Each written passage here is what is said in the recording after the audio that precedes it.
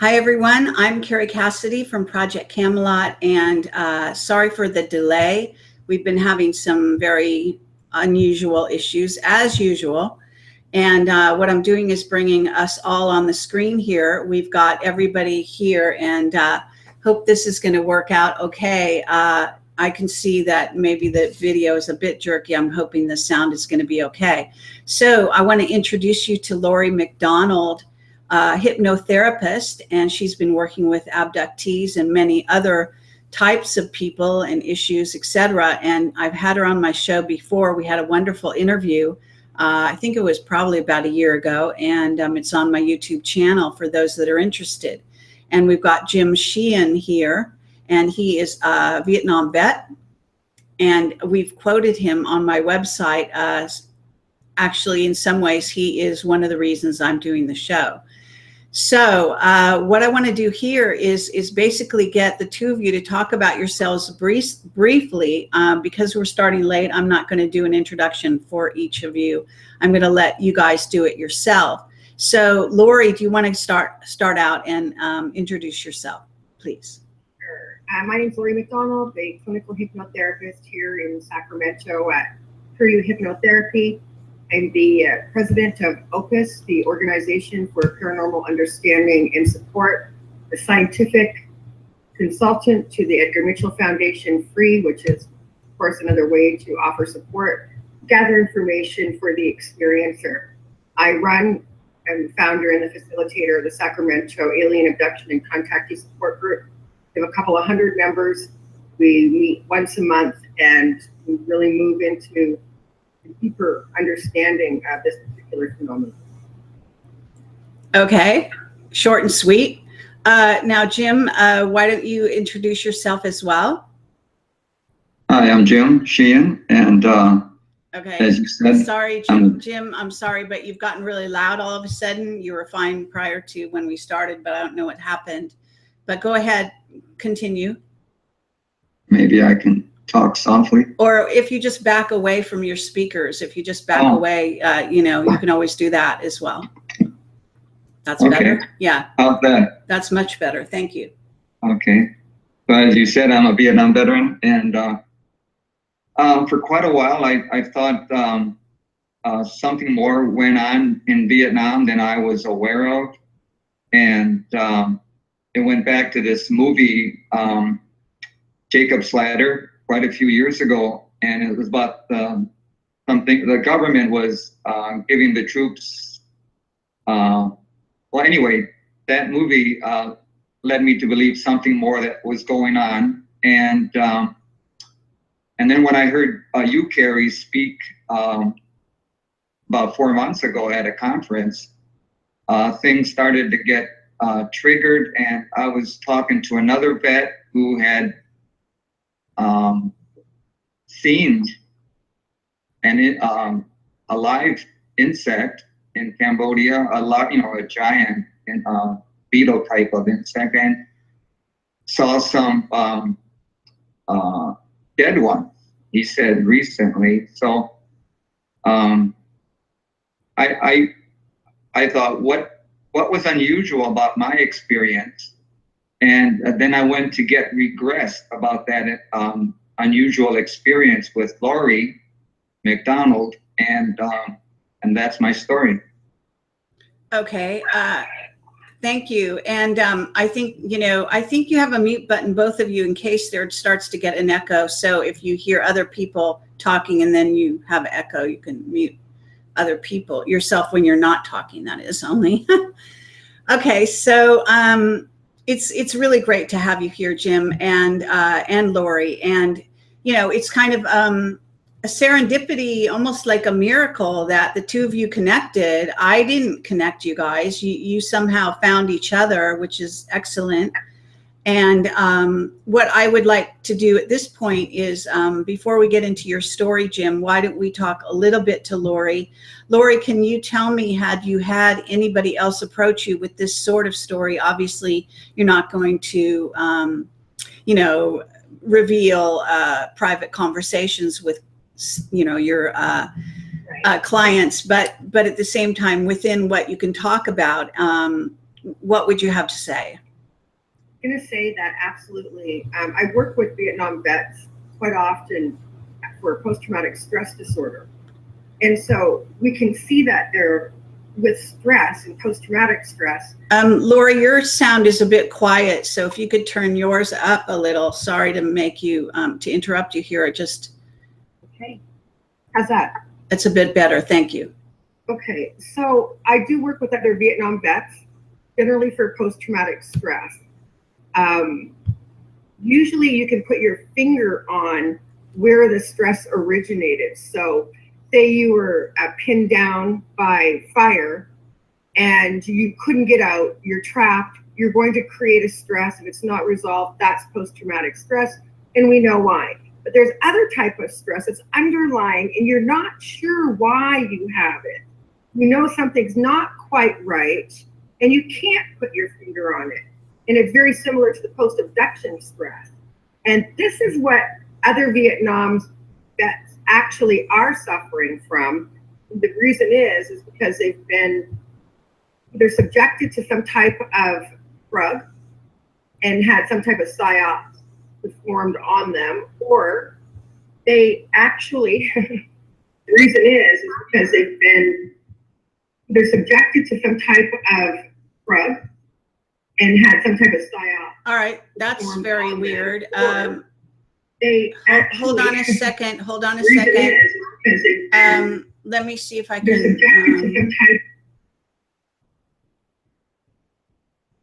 Sorry, I have more than one window going on here. I think that was my fault. Go continue, Laurie. I'm very sorry. No problem. I think I was saying that when we see that there's a stress from an anomalous behavior, or there's some type of a screen memory, that screen memory has a lifetime. It will not hold in place if there's a catalyst, like an emotion pushing through to find out some unresolved answers.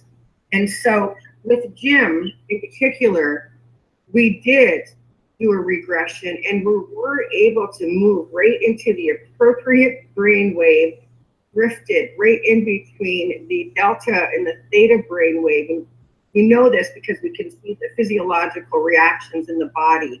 And then his green memory, or the memory that was superimposed, that made it acceptable for his consciousness, dissolved.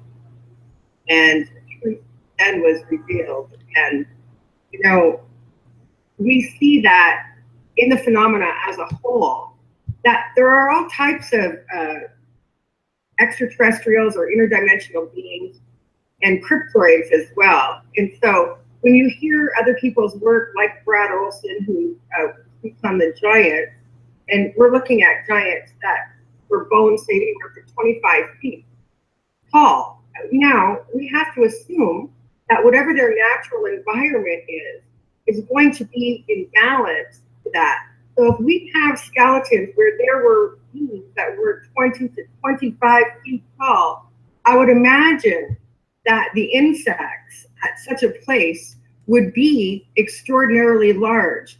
And because there are certain areas on the planet that have these energetic ley lines, and we see what's on top of them are either some type of a pyramid, some other monoglyphic site, or a temple. So these temples are either maybe at a very particular place, geographically, longitude and latitude, where the atmosphere might create some sort of a stargate or a portal to make it so that these can come through.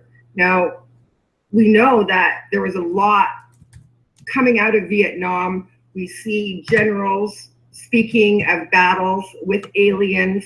We know that the code word in Vietnam was enemy helicopters for UFOs, because at that time, Vietnam didn't have helicopters that were war-worthy.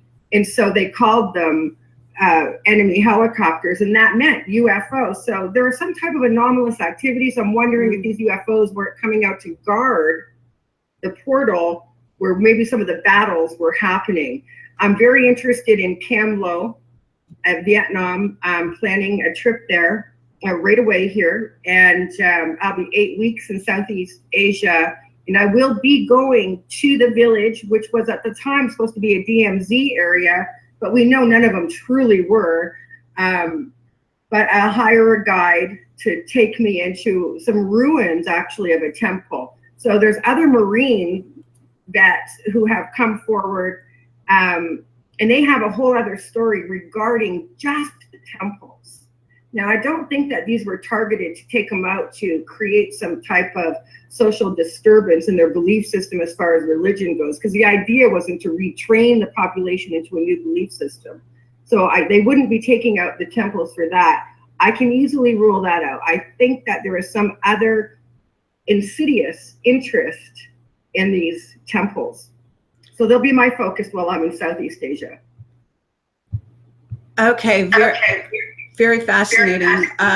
Sorry, I've got a link. I'm gonna be muting you guys alternately, and we need to do that while we've got one person talking, so there's no echo. So what happens is, that's very interesting, because my understanding is that there are portals in temples. In other words, temples and churches are all built on portals. This is something we know. They're built on a convergence of ley lines that then create a vortex. And this is why they chose those sites. The early sites used to have ancient stone circles and things. Then eventually they built buildings on them, like the Dome of the Rock and so on and so forth. They're all on portals, every single one. What does that mean? This is true also, by the way, of military bases, which some people may not be aware of. Military bases have been built on portals. So churches, military bases, these are portals on portals. And what is a portal? A portal is an interdimensional gateway. It isn't always open, and it isn't always that accessible. So it can fluctuate as to what's going on there. But my understanding from Mark Richards, again, that is to some degree the reason I'm doing this investigation, and this is really an ongoing investigation, so people understand. We haven't reached a conclusion here, but he said something so unusual that I hadn't heard from anyone else. And then when I started to look back in the history of movies and books, and even recent books like Halo and Ender's Game, and other ones, Earth Under Fire, and this other series going on out there by Scott, forget his name, I have it on my website, and other sort of sources, plus Starship Troopers, which I didn't even know about because I never saw that, all about incoming, an insect race doing battle with them, which was made years ago by actually a very well-known and a very well thought of filmmaker called Paul Verhoeven, a German director, interesting, and so on. So when you look back in the history, you start to see a lot of indications that what Mark Richards is saying about Vietnam may not be so outlandish. What he said was there's a lot of portals in the Vietnam, Cambodia, Laos, Southeast Asia, excuse me, area. So this all lends itself to that. And I'm going to put on my mute button, if I can find it, here, and let you talk, Laurie. So go ahead. You want to reply to that, and then we'll get Jim's opinion as well. Laurie, do you? You have to take your, oh, I've got you muted. Okay, go ahead, Laurie. I can't hear you. Yeah, go ahead. Okay, go ahead, Laurie. Okay, yeah, excellent. So yeah, the portals really draw my attention. Extraordinarily interested in them. I feel sort of compelled really to check them out. Ever since last September, when I was up at the SETI Ranch, I did see some fascinating UFO action there. Certainly not my first time seeing a UFO, but what was different there was the feeling of a vortex. And so I had been writing a book on the extraterrestrial interference, and I held back publishing it because I'm changing the first 5 chapters, because the truth is I don't believe the conclusions that I had drawn initially. I'm not sure that the Greys and the reptilians and so forth are extraterrestrial at all. In fact, I think that, the M theory in math shows us that beyond a doubt, there are parallel universes. And I'm beginning to see that the parallel universes, as they form, they create these strings. And even though they're very similar, there are slight differences. And the difference could be in the dominant species. So if in a parallel universe, a meteor didn't wipe out the dinosaurs, then a dinosaur would evolve, because they were very smart, they would evolve into the Draco reptilians. We see that there's a correlation between winged birds and dinosaurs with the hollow spine. Paleontologists who look at fossils say that there were dinosaurs that could fly. So it's not that big of a jump really to see that. Then the other common extraterrestrial, which I don't believe is at all extraterrestrial anymore, is the mantis being.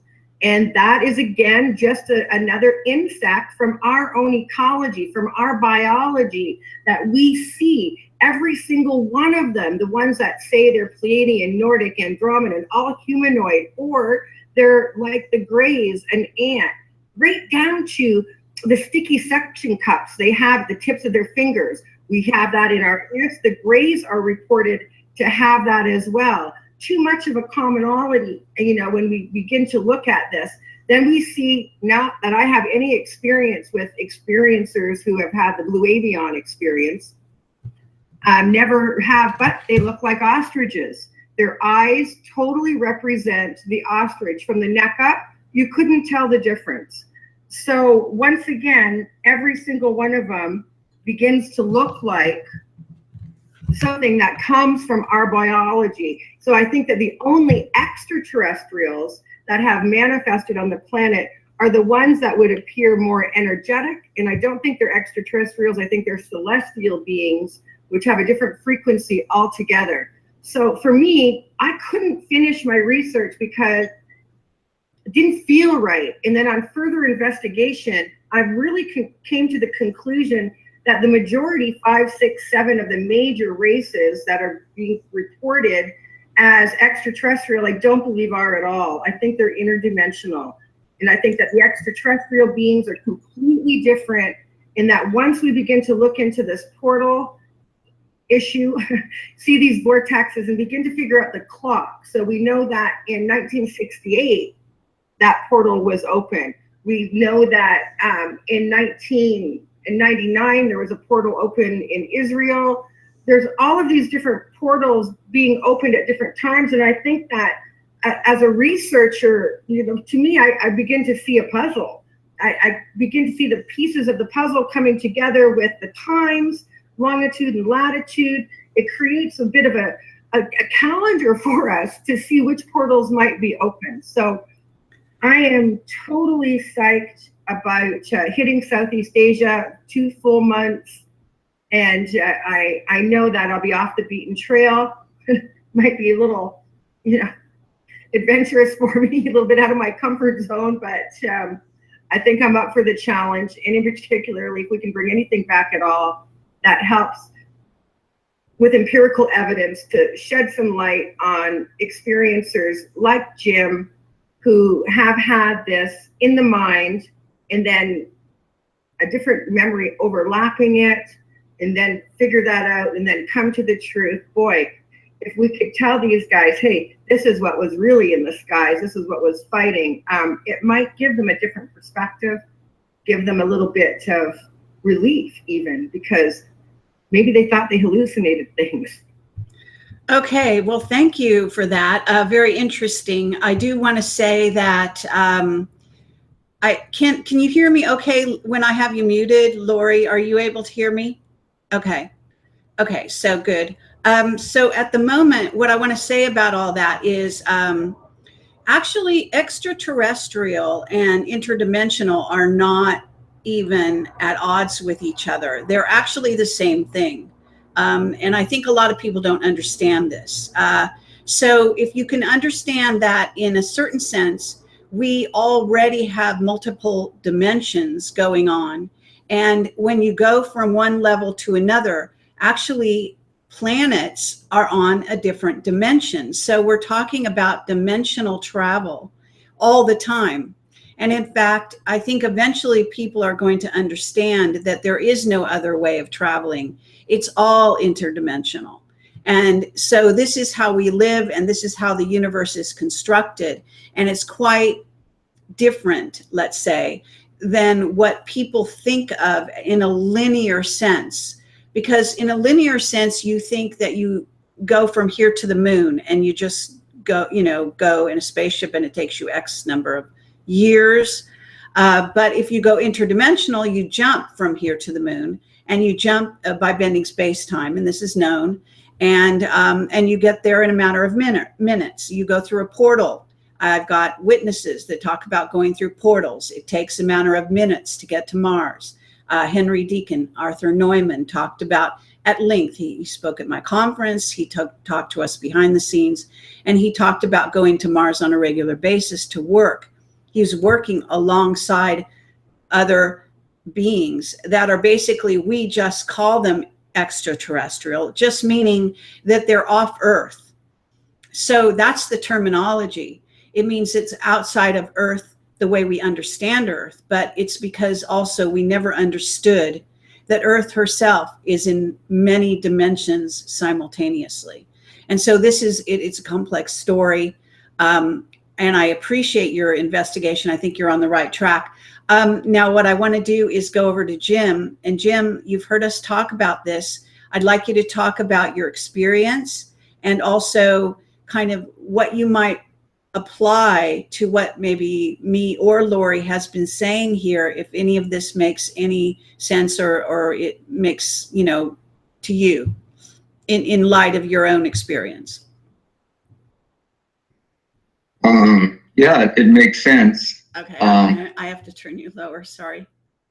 Go ahead. It makes sense. Well, yeah, so I'll talk about my experience. Yeah, so the biggest unusual thing I remembered about Vietnam was being in the Marines in an infantry company, and we were up in the mountains along the DMZ, and at night we would set up on a mountaintop or a large hill. So we were on one hill, and that was Mike Company 3-3, and then on a neighboring hill was another company, Lima Company 3-3, and they had an all-night battle. And I could see the battle. I was put on a listening post down in the jungle in between the two mountains, and I was by myself, and I could see this battle. And I could see the gunships circling the mountain for almost all night. They were, it was a gunship. It was shooting these, it had 50 caliber machine guns, 2 or 3 of them on there. And so they were just blanketing this whole hill for hours and hours. So there was a battle going on, and I could see the tracer rounds. Actually, it seemed like some tracer rounds were coming from what would be the enemy also, so that I have to say that. So then the next day, the battle was over, and our company, about 150 guys, we went down our mountain and climbed up their mountain and went through that battle site. And we went through,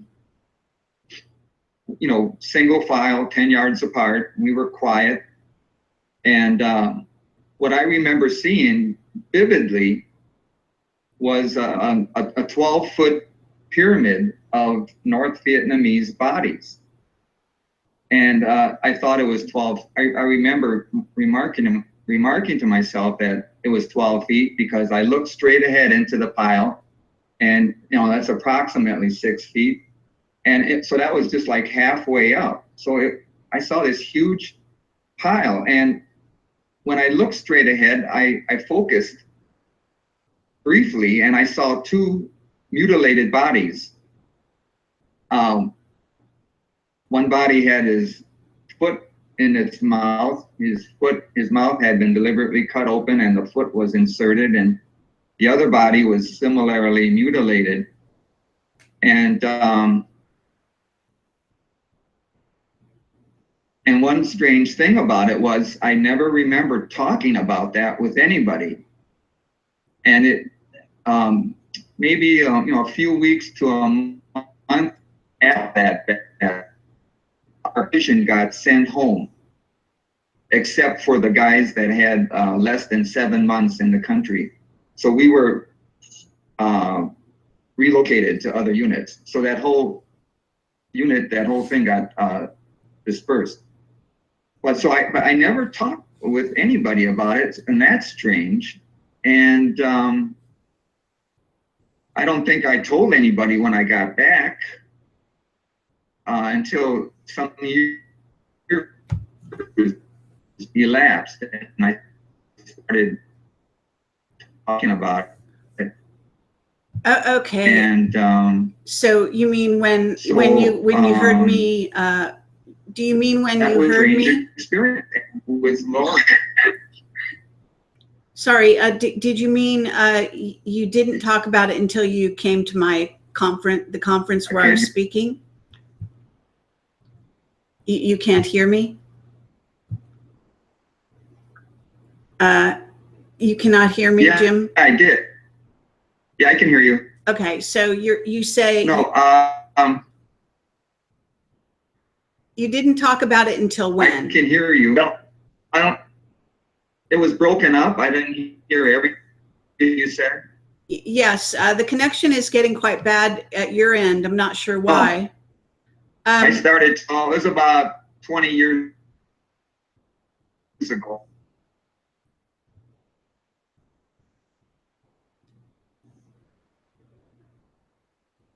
Hello? You can hear me too good. Okay. At times.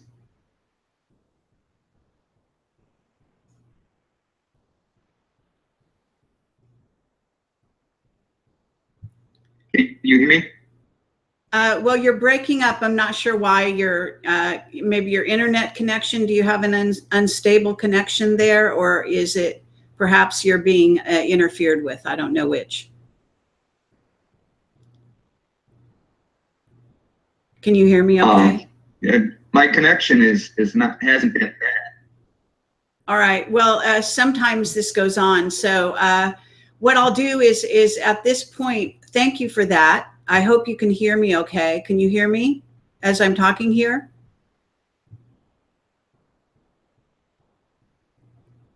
Jim?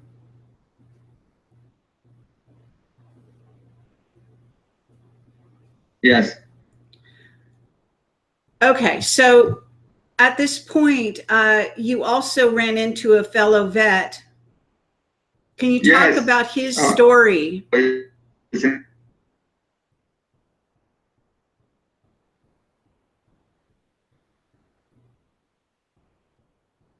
Can you talk about your friend's story, the person who doesn't want to come forward?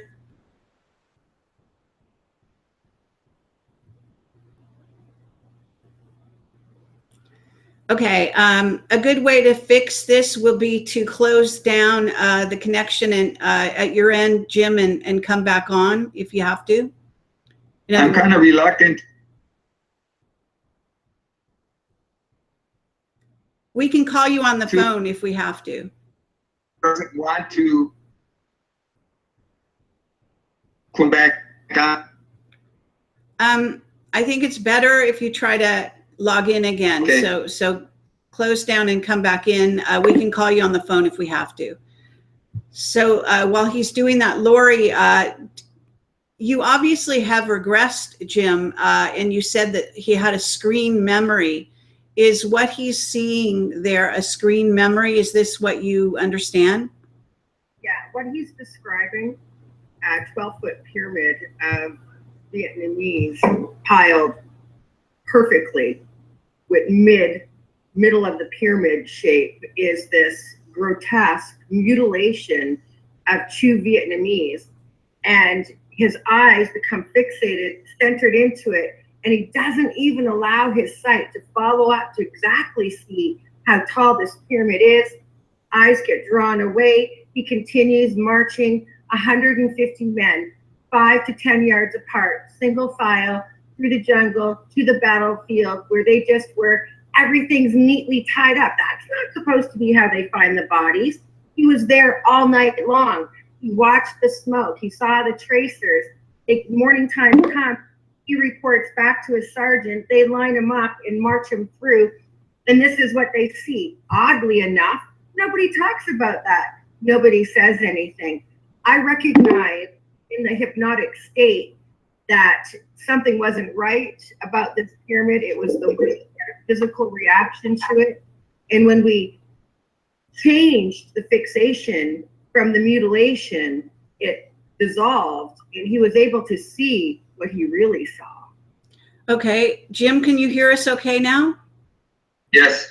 Okay, your picture looks a lot better. I'm going to let you continue, and I'm going to mute myself and Laurie again. So can you go on and describe your friend's experience as well, if you don't mind? And then if you start breaking up, we'll have you back out and come back in. This may be required in order to get the bandwidth, to keep the bandwidth in shape, okay? But go ahead now.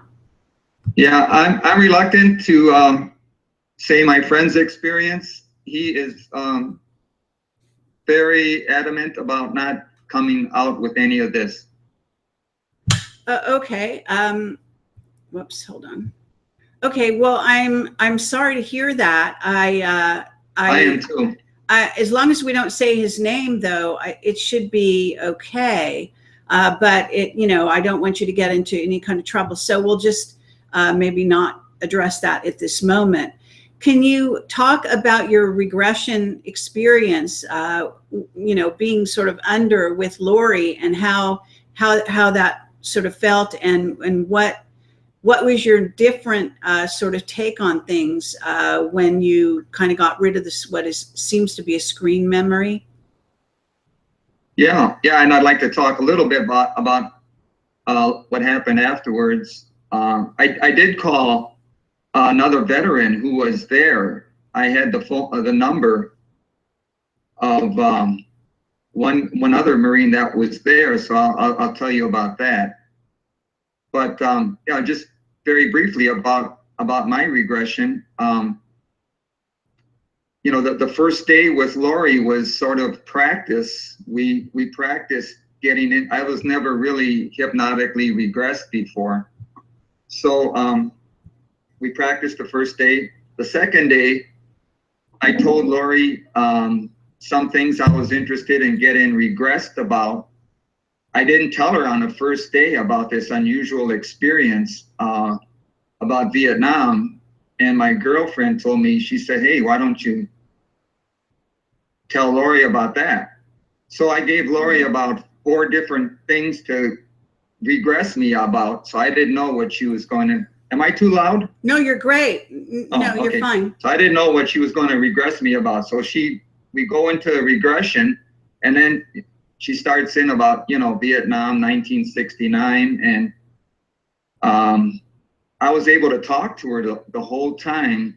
And so I was lucid talking to her, but this, I was getting more, relaxed or deeper, evidently. And so then at one point, Laurie and I were talking about this pyramid of bodies and how it really doesn't seem realistic, that a few hours after an all-night battle, these Marines would pile up, have the energy to pile up a 12-foot body, a pyramid of bodies. It just, and then she asked me, did we ever talk about it? And I said, no, actually, no, we never talked about it. So that was unusual. So she regresses me more and more, and then she says, make like you're, I don't know, like you're in a TV camera or somehow removed, but still seeing what's going on. So she said, "What do you see now?"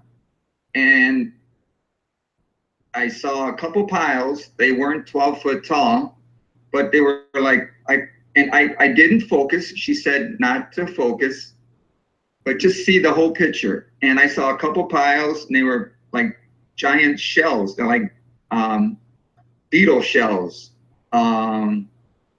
Yeah, sticking up in the air, and it seemed like I seen some legs sticking out of them.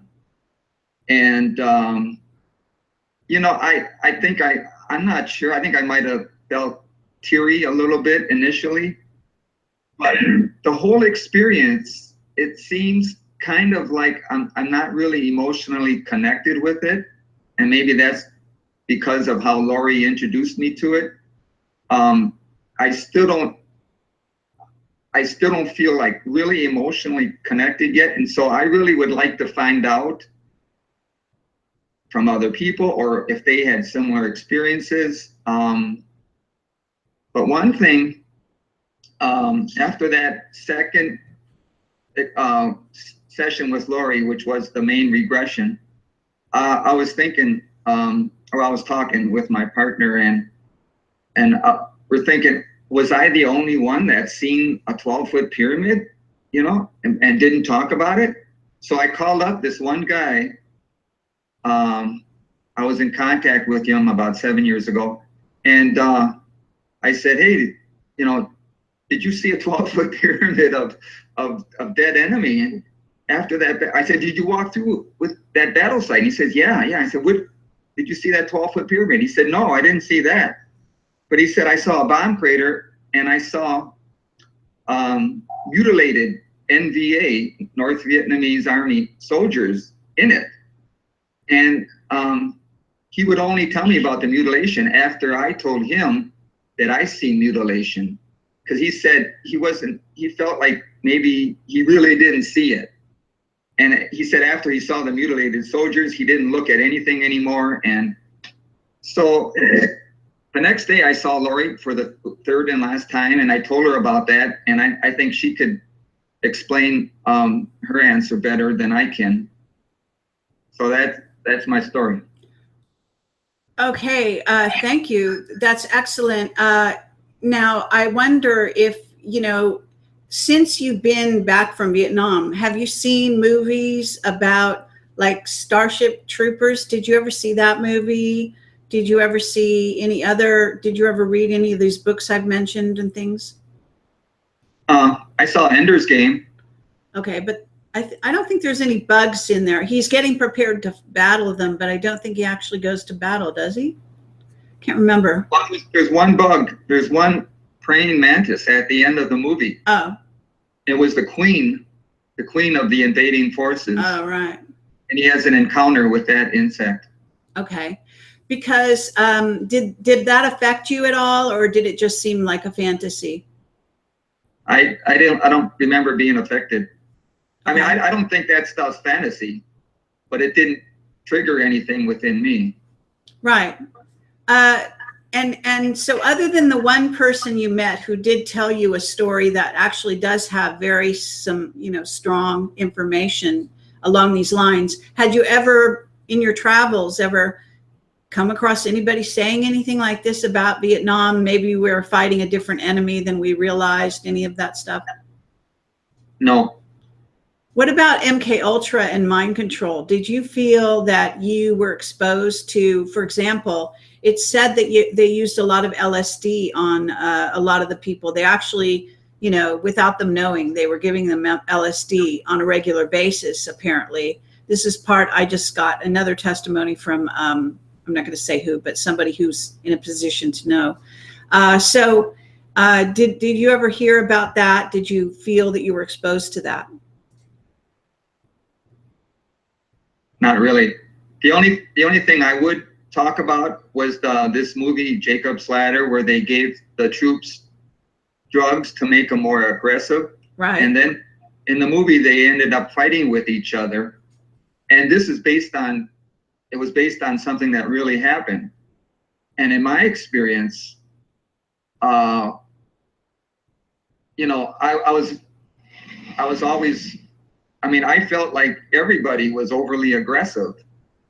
You know, and you don't hear about the atrocities that much, but I mean, they were there, and just people don't talk about it. But there are a lot of atrocities, and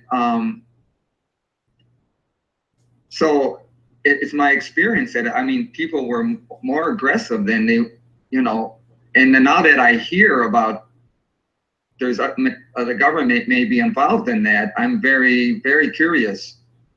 Okay, what about Agent Orange? Do you have any effects from that? Do you know? I got some prostate cancer, and they connect that with Agent Orange. Okay. So what about mentally? Did you have a lot of PTS, what they call PTSD, would you say? Yeah. In my bio, I said, you know, I had 37 jobs in my first 27 years. And then I went to 9.5 years of bi-weekly counseling at the VA and the vet centers. And it wasn't just all about Vietnam. It was just being able to keep a job, trying to work at a relationships, jobs. I really had a lot of difficulty being stable. When, you know, I think it's really wonderful that you wanted to come on the show, and that you're very, very brave to do this. I think you know, I put the word out. I asked Vietnam vets to contact me, but nobody did, strangely, other than you. And I guess there was one other, I guess it was your contact, but he didn't contact me directly. Initially, he was kind of willing to somehow talk about it somehow, but he didn't ever want to come forward, I guess, after that. But, you know, it's quite curious. I would be surprised that we don't have quite a few vets listening tonight, for example. I do have a call-in number, and that's part of the show tonight. We're going to take calls. So I want you to stand by. Maybe you can also talk to them if they'd like to talk to you directly. But I do want to ask you if when you look back now, you know, because you correct me, I think you do some artwork that's quite extraordinary, isn't it? Well, thank you for saying that. Yeah, for the last 20 years, I've been getting into making statues of, like I said in my bio, of Asian mythological animals. So I make dragons and lion dogs out of fiberglass, and I met this guy who was in Cambodia doing something during the war, and he said he saw the statues that were being destroyed by our government there. He said the dragon looked like some of the statues he saw. So I don't know, maybe he was just tugging my chain or what, but right. So you might have tapped into that, actually. But I always wondered where the inspiration comes from for my statues. Yeah, and they're absolutely amazing. I'm sorry I don't have one to show at this moment, but you know, if you want to go, I don't know if you can get a picture or anything like that. There is a share screen on your computer on this, you know, I don't know if you see it at the bottom. It says share screen. If you have any pictures, you can look for them while I talk to Laurie. And if you find any, you can certainly put them up and share them with us. I just want people to know what an amazing artist you are. So I do wonder, though, if did you feel that, you know, do you have what we would call missing time and or spaces in your memory where you have blanks? I don't identify it as that, but I've always had the feeling, and I also had this feeling when I was going to the conference 4 months ago, when I heard you. On my way there, I had this feeling, again, that something was going on in Vietnam that I'm not consciously aware of, and I don't have missing time per se. Okay. All right, Jim, thank you so much. We'll come back to you as we continue this conversation, okay? I'm going to put you on mute for now, unless you have any parting words you want to say at this moment, that anything that occurs to you want to say before I go over to Laurie and get her take on things. Yeah, I'm just really curious, and not only curious, but I mean, I feel like something's going on, and I mean, I'm really upset, you know, I mean, like pissed off to be used. And yeah, I just feel something was going on, and I feel very upset. All right. Okay. Thank you so much, really. And just stand by, please. And thank you very much. I'm going to put you on mute here and move over to Laurie, and hopefully we can get this going correctly. So Laurie, can you hear me okay? I can, yeah. Okay, now you're quite quiet again. So if we can turn the volume up for you a little bit, I'll do it at my end. If you can do a little on your end, that'd be good. Go ahead. Okay, how's that? Okay, it's a little better, and I'm going to increase it over here a little more. So Laurie, you've heard his testimony here. Is there anything you can add about kind of your take on what you thought about, in other words, the MK Ultra, the LSD, these kinds of things? I don't know if you're coming across any other vets who talk about this. Also, the active Agent Orange. I was told by Captain Mark Richards that there's Agent Yellow, Agent Red, and there's all these other chemicals they tested out in Vietnam. They also have a fire combustible thing that they did where they burned all the forest or jungle, and they tested that out. There's some sensor technology they tried out there, which is also written about in the book that I was reading called Pentagon's Mind, and I forget the title of the author's name. I'll get it; it'll come to me. But so, just your thoughts on all of that. Well, Vietnam wasn't a war that anybody really knew what was going on anyway.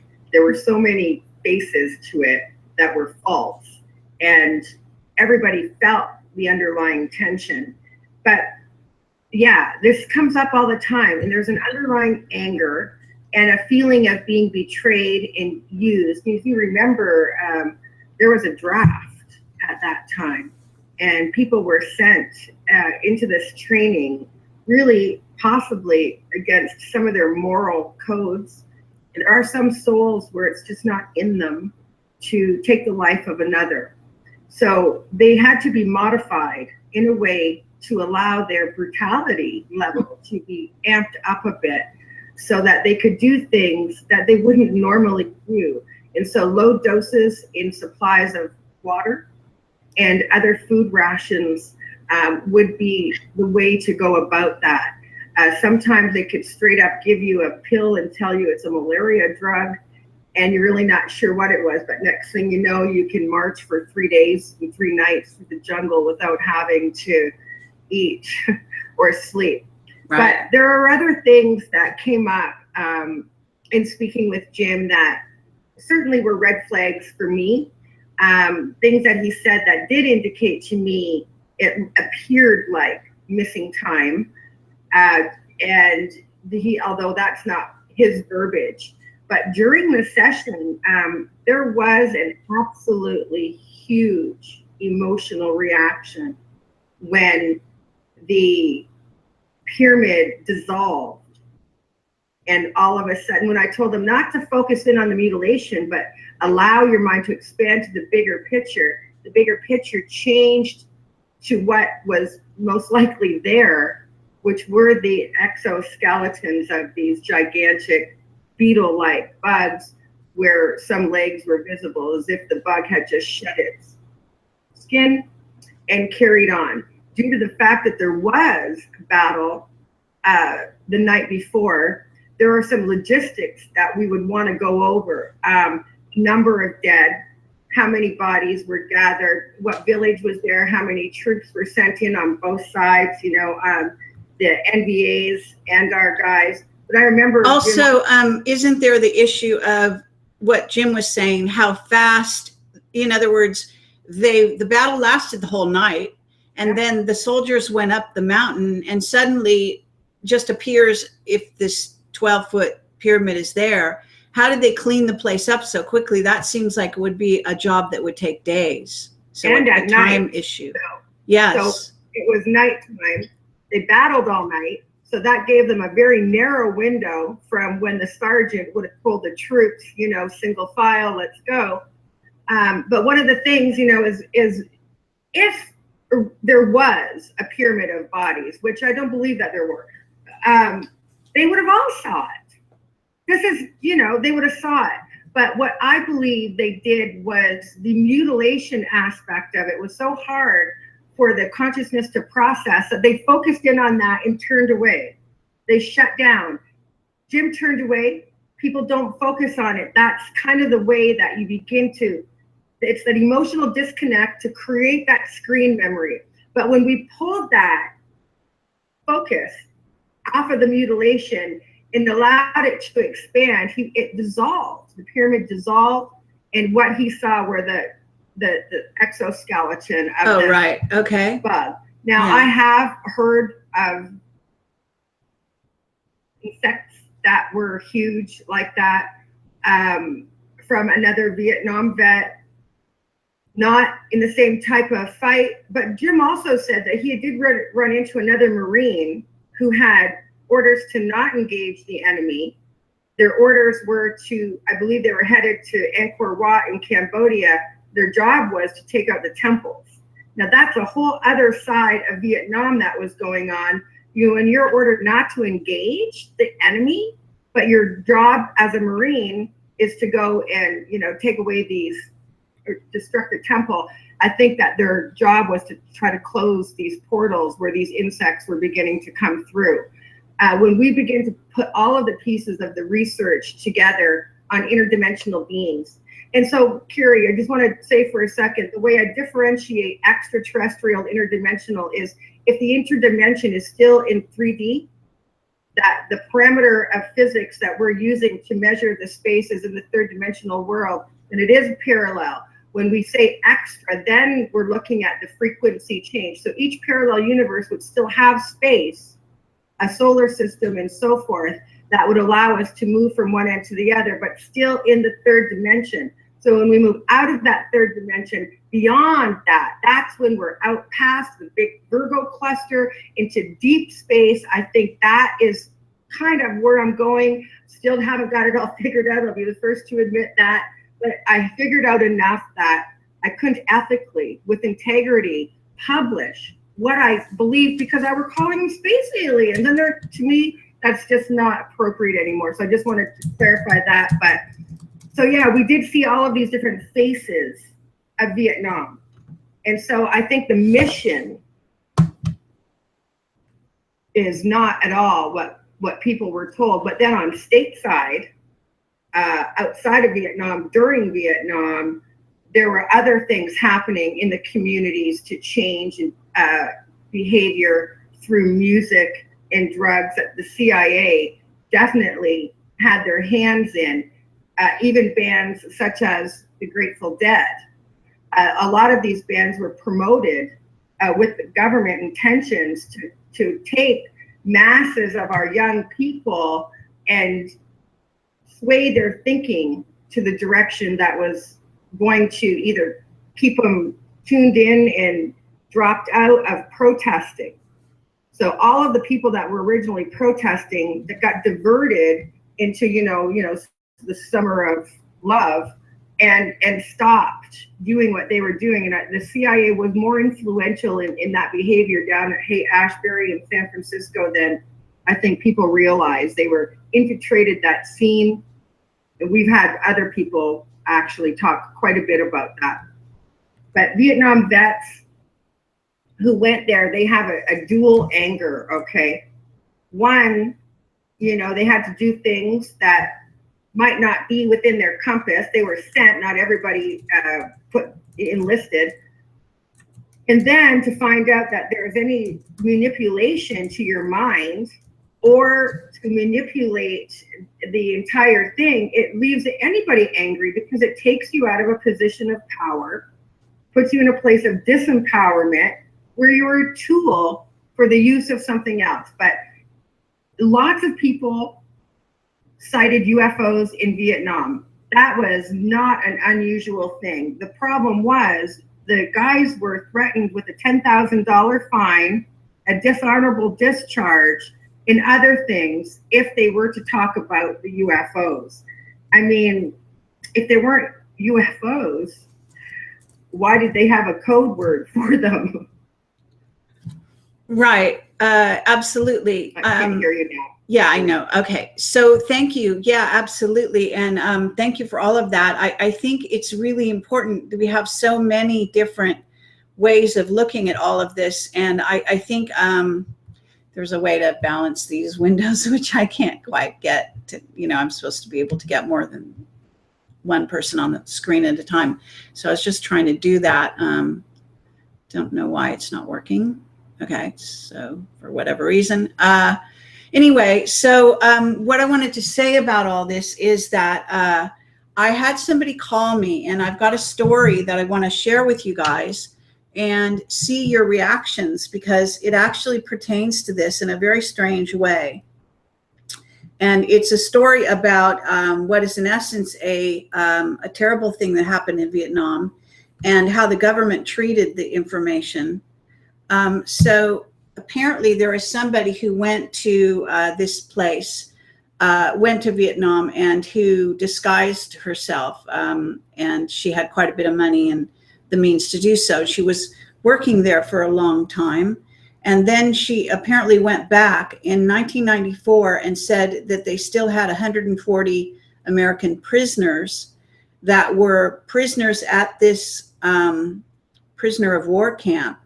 So that this is many years after the Vietnam War, and that they were still were not releasing them, which is completely bizarre. And that they came back to America to tell the State Department and et cetera, and that they told them to shut up. And basically they were told that their children would be killed if they went public with that story. So there was at least 140 American prisoners who were just left to vegetate in Vietnam after the war in a prison camp. The other thing was that this person stumbled on, and this is, of course, we don't have a way of validating this testimony, so I'm relating it for what it's worth, and I cannot say if it's true or false, but it's quite interesting. And apparently this person has, according to the person who told me the story, so third person, like, you know, no reason to lie, and in fact has been very affected by this story all their life.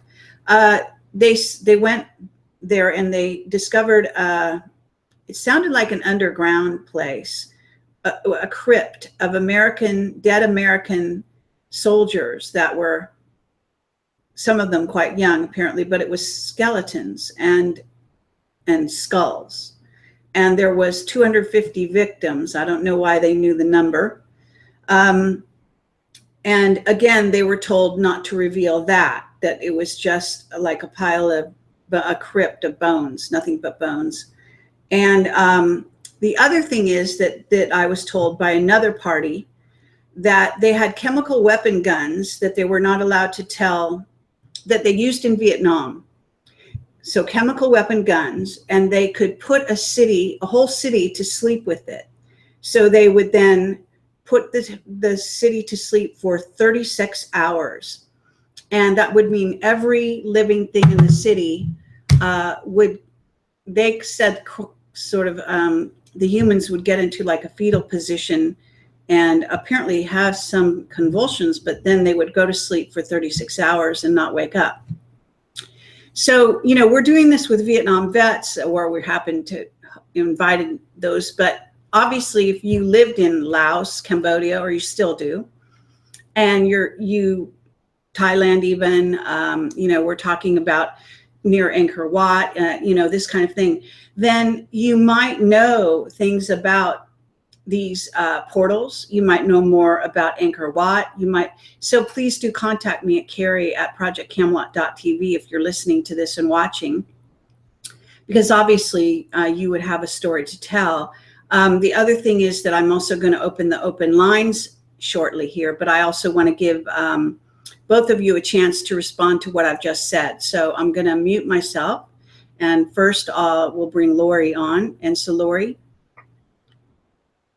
Wow, Carrie, you know, being able to knock a city out for 36 hours, you know, having that type of technology back in the 60s, that's quite amazing. But it does, you know, when people begin to relay stories, there's all these gaps of information. You know, actually Jim relayed at one point, after hours of this battle going on, that all of a sudden, and not in his normal way of being, just felt tired. And so I asked, I said, oh, so did you, you know, like nestle into a tree, get comfortable, you know, and fall asleep in your helmet sort of thing? And he said, no, I just laid down on the ground, ear to the ground, and just slept. That, to me, had a red flag going in my head. That did not seem right to me at all. I wasn't able to get anything further on it, but it was one of the notes that I had made during the session that really stood out, that seemed like odd behavior for a Marine to do who was sent. And I believe the mission was, Jim was out in the jungle that night, and if the enemy were to come, he would go back, report to the sergeant, they would move the line, sort of thing. I believe it was something to that nature. I'm not a military expert, but certainly that behavior sounded odd, and that was a red flag. And so you would all of a sudden, you just lay down and go to sleep, not even take cover, not even get into just, so something doesn't seem right there. Okay, yes, I agree with you. I'm sorry to the person who is trying to get in, actually. Okay, hold on one second. Sorry to the person who is trying to knock on this room. We do want to let callers in, but they're going to be coming into a different room. And so, because I didn't think that, you know, there's issues when you let somebody on, unless I could turn off their video, and I don't know if I could manage that. So I don't know if we can manage to bring the person in on the same, you know, video. If I have to, I will, I guess. But I'm trying to make sure there's no kind of legal issues that we come across in having this kind of a call-in show. So when you said, Laurie, you were talking about basically the idea that they fell asleep and that they would have weapons. So it would be interesting to hear from Jim about whether he was aware or had memories of weapons that supposedly didn't exist, and also of perhaps villages that were asleep when they went through them, or anything of that nature, if he remembers anything like that. So I'm going to bring him on here, if you don't mind.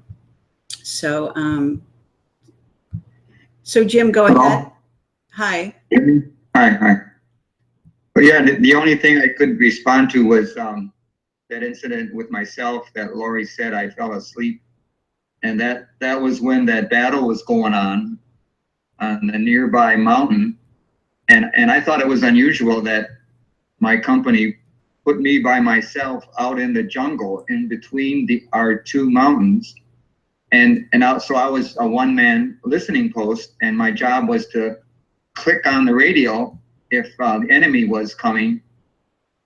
So, I thought it was unusual that I was watching this battle going on for quite a while, and I thought it was unusual that I went to sleep. And actually, I was kind of ashamed of myself that I went to sleep during a battle. I thought maybe I was so afraid that I went to sleep. That was my rationale. So I mean, it's nice to hear Laurie bring up that point. I can maybe look at it from a different angle. As far as all the other, I don't have any experience with sleep in villages or, but I mean, if there are POWs or, you know, I'm sure we've heard about that for years, and it goes back to the Korean War. And even, I don't know, I think possibly World War II, we've left people behind. But I think, I mean, I run across a lot of people that know some things, and they say, well, it's better to leave it all behind. Life is so much better if we don't bring this stuff up. And I believe it's time for this stuff to come out. I believe, you know, we're going to be much freer if we can start bringing this stuff out. I agree.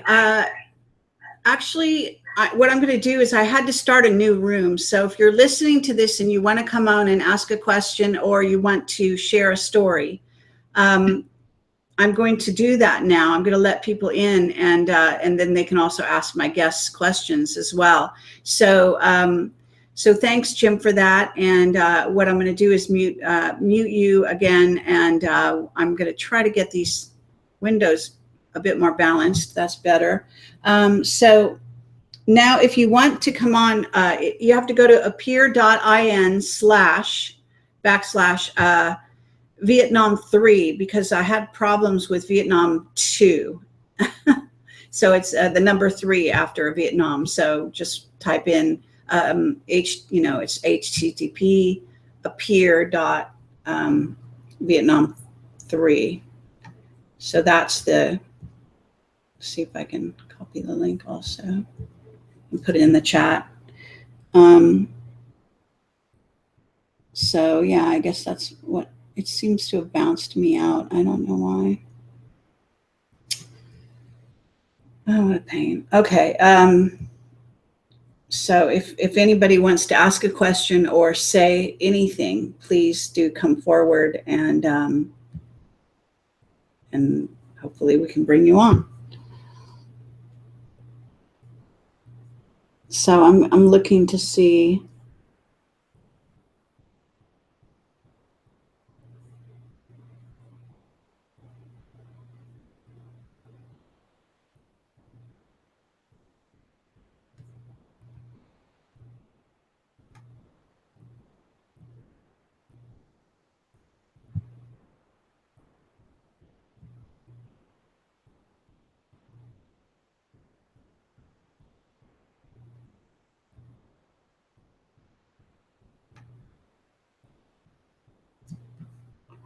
Okay, well, I guess there's nobody coming into the room, so I'm gonna see if I can get.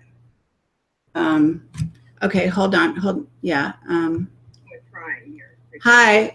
Okay, go ahead. Laurie, did you have something? Yeah, I was saying that I actually am getting some text messages right now. People saying that they're trying to get into the room, and they're not denied entry. Okay, there is a way you knock, but I think they might be going into the old room. So make sure tell them to go to the appear.in Vietnam 3, the number 3. Make sure that's what they're trying to get into.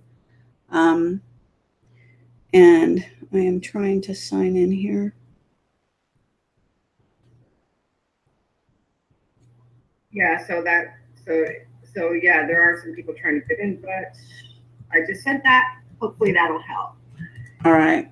So we'll see what happens. It's strange though that, when, Jim would talk to vets, that they would say, that's really best left in the past, kind of let sleeping dogs lie. Sort of a very unusual thing, but it makes me believe that it's too difficult for them to process. And it's, for them, maybe it is better left under the rug, but okay, so I guess the person who's going to come in here has to turn. I guess I have to tell people, it's that old thing with Art Bell where you tell people they have to turn off their audio on the show, because otherwise you're going to get a feedback loop. Does that make sense, everyone? So So let me say that as well. I'm sorry, this is just not that easy.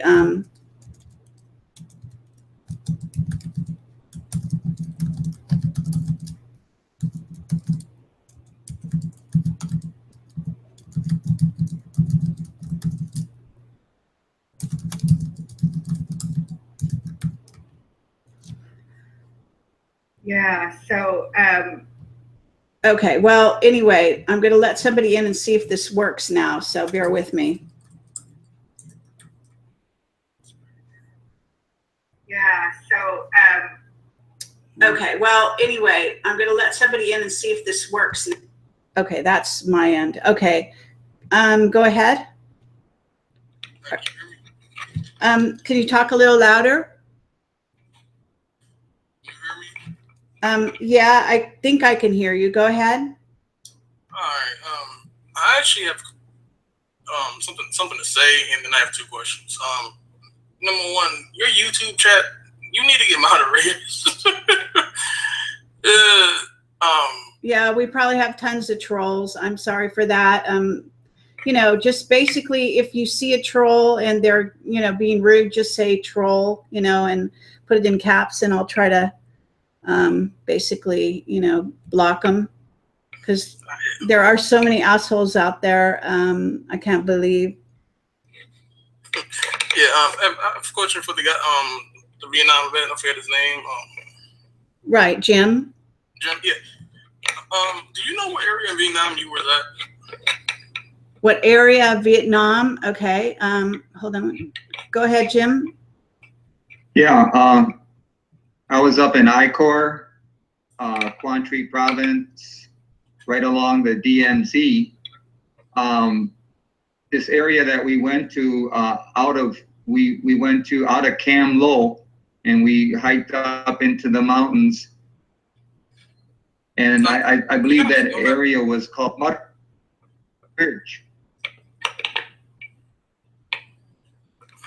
It was called what? Can you say that again, Jim? It was called what ridge? Mutters Ridge, Mutters. Okay, could you hear that caller? Mutters Ridge.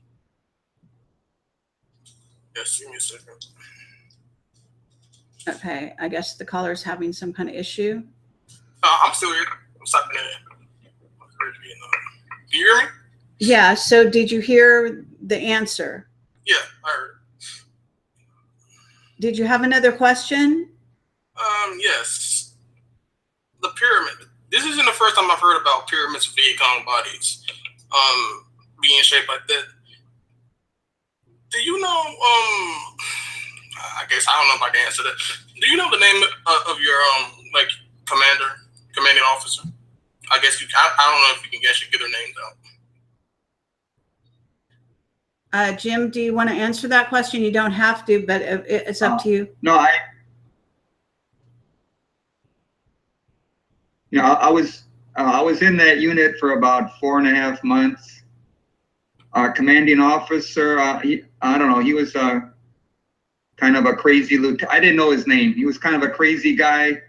One time we found some NVA weapons, Chi-Coms, and he was crazy enough to play with those, shoot, lob those Chi-Coms and see if they exploded. I mean, they're really an unreliable thing. So I mean, this guy, if you were in that same unit, that's all I can describe him as. He was kind of a young, crazy guy. Oh, so did you ever get up close to looking into his eyes? I didn't. I mean, I was in trouble with him, but I don't remember looking into his eyes.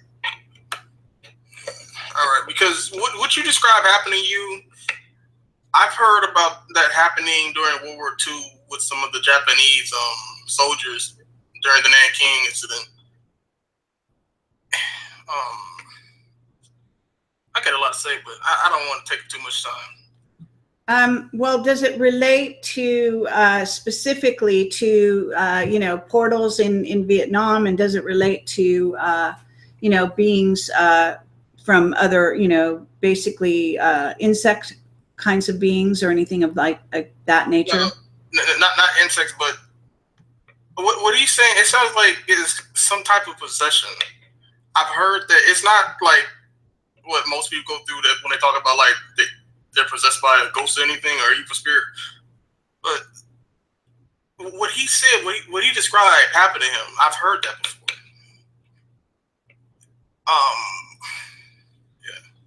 All right. Well, thank you very much, caller. I'm sorry, because I need to, there's another person waiting. I'm going to try to let them in. All right. If you do think of another question or whatever, we don't have a lot of time for the guests, for other people to sort of go off topic. So I don't want to do that too much, if you don't mind. All right. All right. Come back to us if you think of something else. Okay. All right. All right. Thanks. That's a question. All right. Thank you. Thank you. So I'm gonna have to.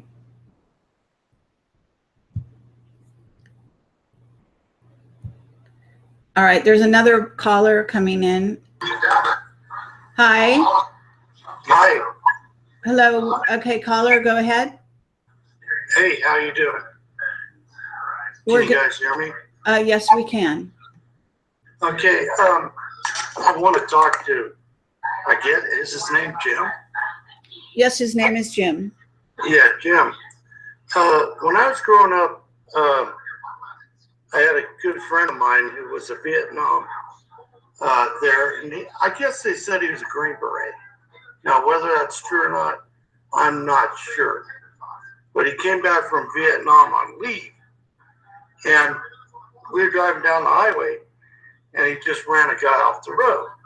So he gets out, does all this karate stuff to the guy, and it was so quick and fast, and he about beat this guy to death. He told him to get back in the car, and so he left. Well, anyway, probably 2 weeks later, he shot his dad and killed him. Now, he was relieved from service under, what do they call that, honorable discharge. And my question is, because he had a weird personality, and he told me he went into camps at night where they jumped out of airplanes and went in there and would kill people while they were sleeping. Didn't matter if they're man, woman, kids, you would annihilate them. And walked away, and they'd use knives, whatever, to keep it quiet so nobody'd hear them. And there's a lot more on this, but he had a different attitude. And his attitude was he would be fine until you said something. And I'm not sure really what it would be, but it would upset him to the point he'd want to actually maybe beat you or kill you. I don't know what, but something was going on with programming of people over there, and he was one of them. And unfortunately, he died a few years ago, and we won't talk about that. But my question is, do they have a lot of people, or did they, or do they, or whatever, in Vietnam that they actually programmed to carry out missions that they probably wouldn't remember, but in their mind, it was in there, and it caused them in reality to flip out, just go ballistic. So, Jim, thank you for your question, caller. I'm going to mute you so we don't have feedback while Jim answers it, okay? Okay. So hopefully, we were having a lot of feedback on his end. Jim, you heard his question? Yeah, I appreciate the question. I don't. What I know about that is what I've read about the Phoenix program, which was an assassination program, and there were a lot of our special ops soldiers that were trained killers, and they'd go out killing at night. So let's see, I didn't encounter that, but I'll just repeat what I said before, that there's just a lot of aggression, and that you wouldn't expect from people, and including myself. I'm guilty myself. So you know, I don't know, I don't maybe need to go into it, but it's widespread. That aggression is widespread, and you wonder, you know, were we assisted with that aggression from our government by drugs, injections, whatever? So I mean, I'm really curious. Well, thanks for your call. Okay, caller, did you hear the answer there? Could you hear that? Excuse me? Were you able to hear the answer? Yes, I was. Thank you. All right. Thank you for your question. Thank you. All right. Just want to say that that's interesting because actually for more than one reason, because he said they were shooting them. The guy he was talking about went out and shot people when they were sleeping. So that actually begins to lend some interesting information to the whole idea that they might have put villages to sleep in order to kill them. That's another thing. But the trouble is that there is sort of a dichotomy going on here, because you cannot say that they weren't seeing an enemy in the North Vietnamese. Actually, they were carrying guns. They were involved.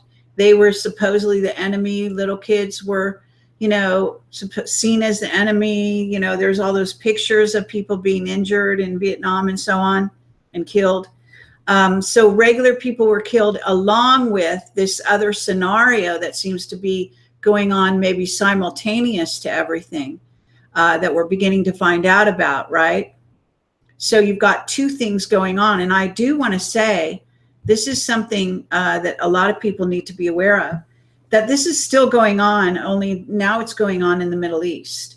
And that, of course, I've been getting this testimony again from Mark Richards saying that in the Middle East, what you have are the exact same thing happening. They're destroying the monuments. ISIS's job, they're actually getting paid by basically what appears to be the U.S. government or the coalition to go out there into these areas like Palmyra and destroy the temples. Again, destroying the temples. The reason, because the temples have vortexes, they have stargates.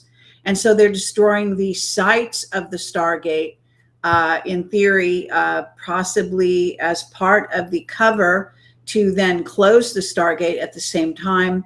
I don't know what opens and closes a stargate. I know that I've done this work with Ashiana Dean. We've opened vortexes, we've opened stargates. Humans can do this. So it's just quite as easy, I'm sure, to close them, but I'm not sure how you do it. So I know that if I had Duncan Afinian, he would probably be able to address this, because he was also a psychic super soldier, and that's the kind of person that would know what I'm talking about here. But in the Middle East, they are also fighting what is called the reptoids in that case. So the reptoids have underground bases under these cities in Iraq and Syria, and apparently are working with some of the Iranians.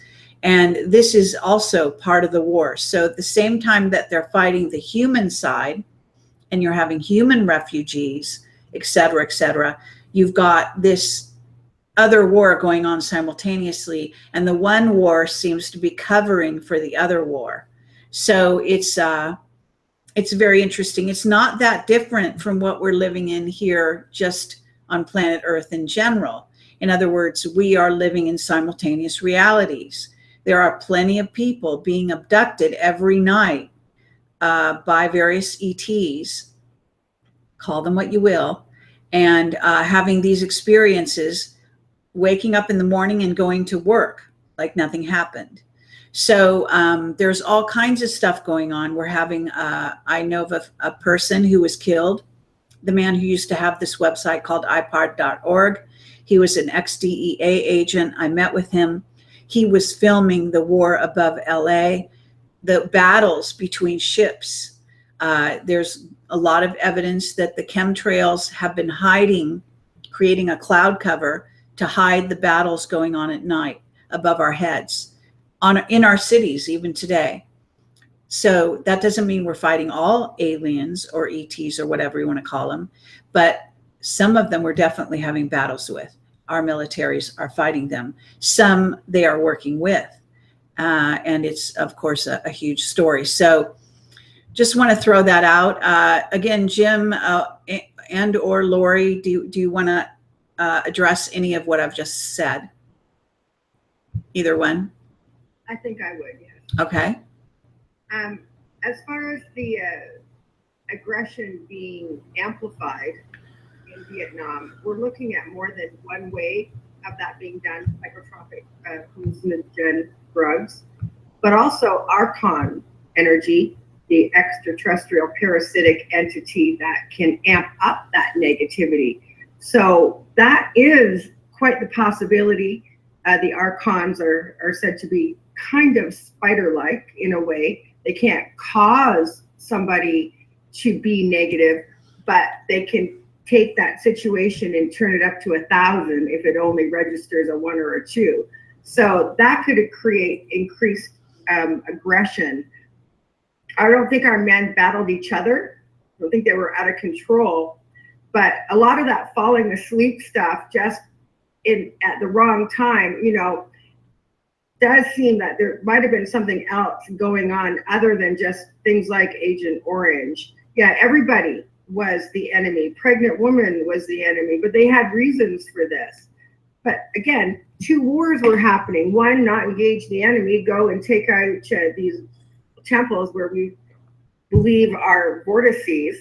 And so we can look at the times. Yeah, every war that we've ever had, they've engaged some type of UFO, whether it was in the Second World War where they referred to them as Foo Fighters. Mm-hmm. It was always sort of the same thing. And I believe it was General Brown who said that in a press statement with CBS, NBC, ABC, made a press statement in 1969 saying that there were 2 distinct battles with aliens. And that didn't make it onto the 6 o'clock news. I mean, it just goes to show you how deep the deception is. And if they don't want it on your TV, it's not going to be there. It doesn't matter that a general came forward and said this and said it in a press conference. What happens? Nothing. What we get on the news is something irrelevant. But it's a mass manipulation, and it is the mind control, and they've been doing this for some time, and I'm sure a lot of it is archon energy. Absolutely, very good point. Absolutely, very good point. I do want to say that someone in the chat is mentioning chemtrails, and there is also, from what I understand, there is chemtrails started. I think her name is Annie, the author of Pentagon's Brain. I think it might be Annie Jacobson. Anyway, and she's been talking about the chemtrails started in Vietnam. They started creating that technology that's documented through DARPA, or what was originally called ARPA and then became DARPA. And someone in the chat is mentioning this. So there's no doubt that they were creating the chemtrails, maybe again as a cover for what they wanted to conduct above people's heads, for incoming craft, etc., things of that nature, battles with other things. So anything you want to add to this, Jim? Just something that's not entirely, well, yeah, it's somewhat related.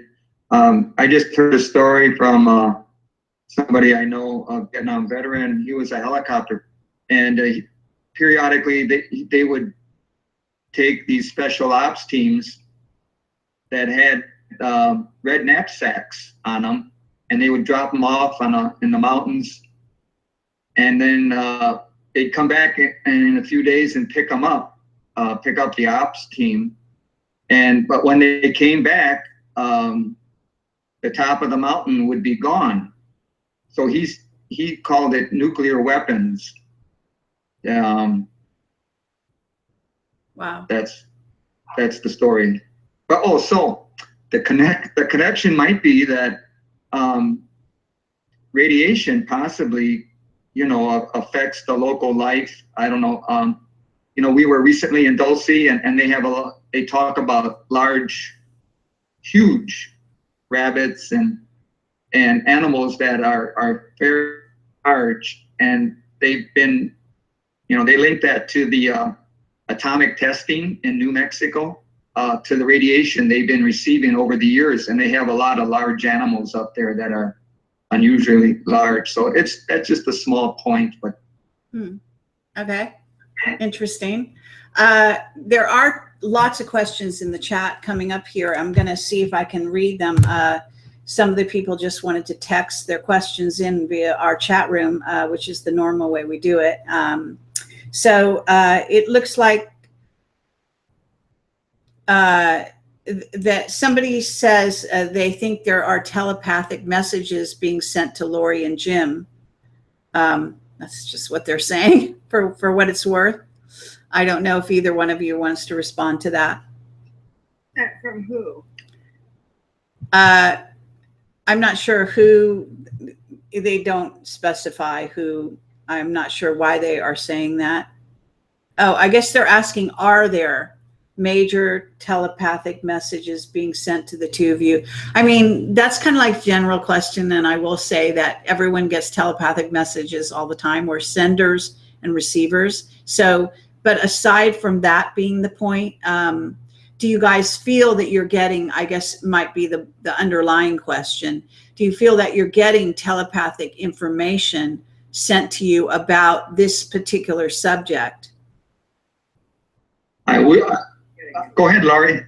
I don't feel like I'm getting any telepathic information being sent to me, but I'm wondering, does your caller or questioner mean, do we feel that we're victims of a psychotronic attack through sonar or ELF waves or that type of wave where they're sending us information to say? If that's the case, I'd like to say that no. Once again, I don't think that either one is happening. I am able to differentiate between my own thoughts and thoughts that may be trying to enter my mind.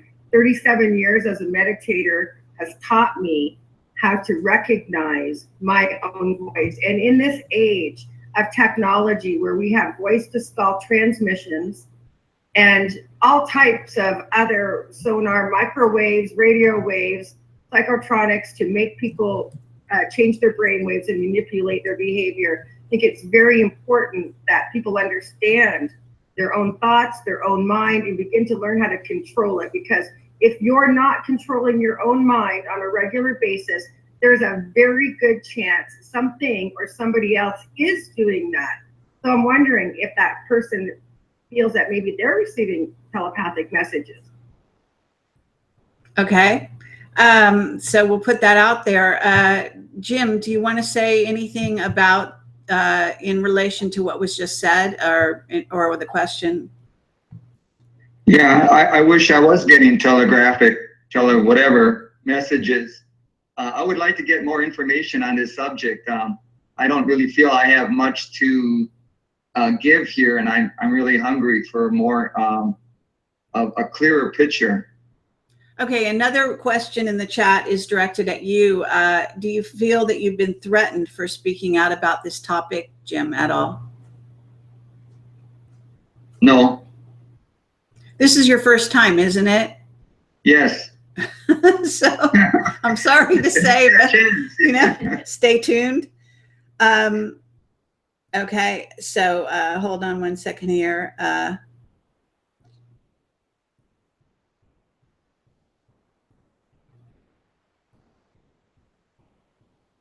I don't know, somebody's making a comment, I guess, something about ex-military and not feeling that they can be trusted. I'm not sure that's the case. I don't think you can make blanket statements about anyone. I think that's very dangerous, but let's see, anything else here? So I guess someone who wasn't listening didn't get the understanding of the one was the screen, what apparently Laurie has figured out from your regression. I don't know if Jim, if you completely agree with this, but the idea is that the pyramid of bodies was a screen memory.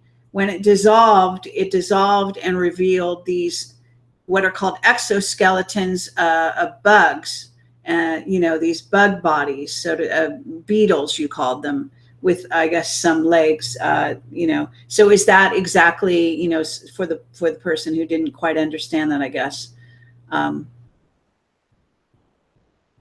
Yeah, that's what you're my saying. Understanding now, okay, after the regression. All right.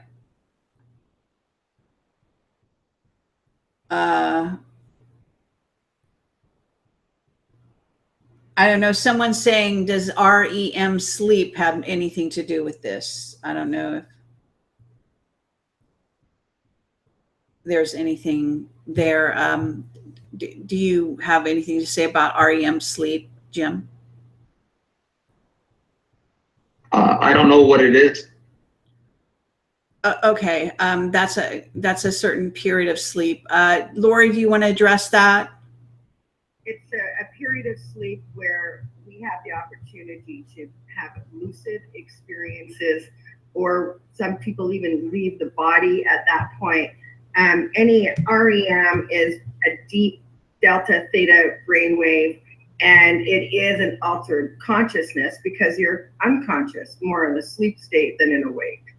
Conscious mind is turned down. And so I'm wondering why they're asking about that. I'm not sure. Okay, but they perhaps can answer in the chat. One thing I would say is REM stands for rapid eye movement. So you can look that up on Google. I think the writer might do that. We see that. No. Go ahead, Laurie. In hypnosis, that's one of the things that we're looking for, is the rapid eye movement, the REM. It gives us an indication of what brainwave the subject is operating from. We're able to see that through different physiological reactions. Often it's swallowing, the rapid eye movement, and then we're listening for gurgling sensations. At the same time, as a person is regressed and they're in that hypnotic state, we're constantly scanning the body to see what's twitching, what's being triggered, what being suppressed. And we notice that all of these things come through REM and other signs in the body. Jim indicated all of them. Okay. Another person is saying Vietnam officers know the truth but are scared to come out. Obviously, they're scared to come out about all of this. I don't know any officers or ex-officers from Vietnam. I wonder, Jim, do you happen to know any ex-officers from Vietnam? No, I don't. Okay. Well, I'm going to look for more questions in the chat. Again, I'm trying to balance out these windows, which there's a way to do it, but I don't know. It doesn't. Sometimes it seems to work, and sometimes it just doesn't. I don't know why. All it does is switch them at this moment. So just looking to see if there's any other questions here that might pertain to our subject matter a little more directly. Somebody sent me a question. All right, go ahead. They're asking, do I know of, or do any of us know of any programs that are available, like hypnotherapy, where people can find out, Vietnam vets can find out what type of mind screwing has happened to him, not the word they use. So looks like a Vietnam vet has had some, he believes he's had some buddy messing with his mind and wants to know if there is a regular hypnotherapy program for that. I don't know if the VA offers anything like that. Listen, I know that huge treatment centers for drug and alcohol addiction all use hypnotherapy as a recovery program. Hypnotherapy is totally instrumental in all of those areas. So VA is not doing that yet, and I'm imagining that they know exactly how effective it is. The last thing they want is for everybody to be spilling forth the secrets that they went to such means to suppress. But the thing is, the truth has a way of becoming effervescent and bubbling up into the conscious mind. And when we begin to crack that door open, things happen. The mind begins to fall back into that narrow pathway, pushes through to the truth, because what's happening, there's an emotional catalyst, a vortex of energy within our own self that's pushing for the truth. Like this one is implying that they feel like there's been some type of mind suppression. They just can't put their finger on it. I just also want to say, I heard a story today. I was talking to somebody, and they said that they were talking to a contractor, that's a government contract that creates the different HARP facilities. They're saying that one of what they asked what they were doing, and he said stealing energy from other dimensions. That is one of the main things that HARP is doing.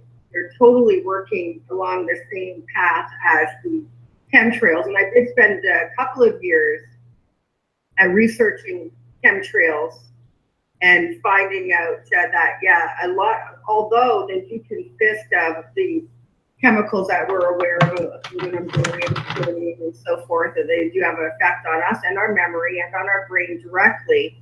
They carry nanofibers, fungi, all sorts of things have been tested in the residuals that fall from the chemtrails. But most importantly, they are hiding battles.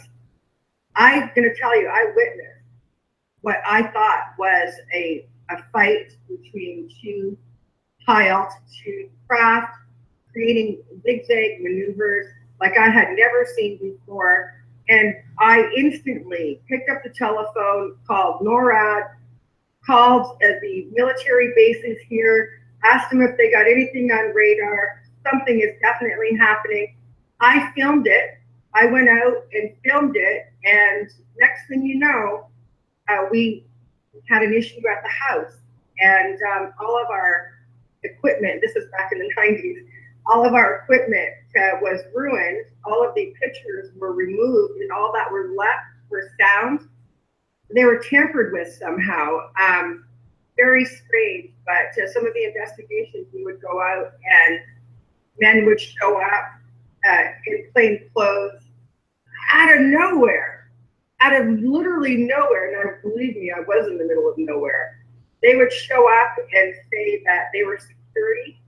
I'd try to ask what type of security, and they never would give me, they only ever said private security. If they would go through my vehicle, a van at the time, pulling out my star maps, pulling out everything that I had circled, what planets moving through constellations and so on and so forth, and look at all of the UFO stuff. So even back, you know, in the 70s, 80s, 90s, continuously, they're influencing information that we have all of these decades, the 25 plus years that I've been doing this work. There has been some sort of battle going on, whether it's on the ground or in the skies. There is something happening, and what they want us to do is direct our external energy into the black magic monitors of cell phones and monitors and TVs, and all of these things are imbuing upon the consciousness of humanity a specific belief system. But when we can sort of shut these things down, and I mean it, they're doing it not just through sound and light waves, but through imagery that's dropping right into the subconscious mind. And it is legal now. When I became a hypnotherapist, only 12 to 14% of messaging and advertising content was allowed to be subliminal. In 2014, that limit was removed. And so there is a direct assault on the consciousness of humanity. What they're doing is basically trying to hack us. The chemtrails, the UFO phenomena, everything is tied together. And as long as they keep us looking in all of these different directions, it's going to be very difficult for us to put the whole piece together. But I suspect that there is some type of terraforming happening, that some type of one of these other dimensional entities would very much like to live in our third dimensional reality. And that we need to be able to fight either for our right to live here or move into the higher dimensions of the etherics through the ascension process, expanded consciousness, tapping into our higher spiritual energy. That also might be under attack right now. And that's kind of what's happening. Humanity's spirituality and their consciousness is being hacked through chemical and other type of interference, alpha waves, Glen waves, sonar, all of the ones that we mentioned before. Psychotronics happens all the time. I was attacked one night while typing on my laptop on a chapter on psychotronic warfare, and all of a sudden I did get a message into my head, and it said, "You have no business writing on psychotronics." I paused, my fingers lingered over the keyboard for a moment while this message moved into my mind, and then I dismissed it and thought, well, so who does? What is there, like Psychotronics 101? I don't remember seeing that in school. So I thought, well, who does have business writing about it? Why not me? And so I continued, and it took another attack, and that one began to seep in, and for about 5 minutes, I was under the influence of a negative self-defeating thought. And I was able to know, and then again, I dismissed it and thought, wait. Not in a million years would I think that. And knowing yourself, know your own mind, it can't be any more important word in this millennium, because that's what's under attack. Sure. And all these things are an avenue to it. Absolutely. Okay, now we had somebody who was asking how many Vietnam vets have been affected, and I have to say that's just, that would be just speculation on our part. No one can get an exact number, but I would, one could easily say all. So, you're not going to go to war without being affected anyway. That's sort of a no-brainer. But specifically this story that we're trying to kind of get to the root of, that's really what we're doing here, and trying to get the clues, follow the clues. So we've been going for a while. I'm probably going to close this down. I'm not seeing any big questions coming along. If I miss some, go ahead and try to put them in there. I think someone's asking whether the POWs were food for maybe those beings. You just don't know. We don't know enough about it. I can say the story from Mark Richards. You should listen to my 6th interview with Mark Richards. That's all on my website. It's linked also under this particular show tonight. It's on the same page.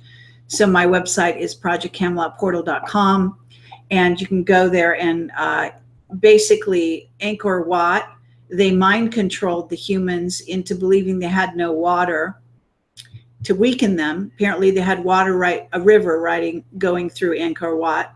And once they did that, then they went in and microwaved them, and then they ate them, according to Mark Richards. So they had amazing technology.